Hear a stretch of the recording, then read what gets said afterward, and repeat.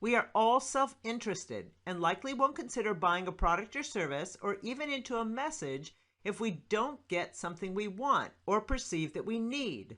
Making a purchase, filling out a form for a newsletter, a business report, or a free gift is done with the belief that we will receive an offering of value for our action.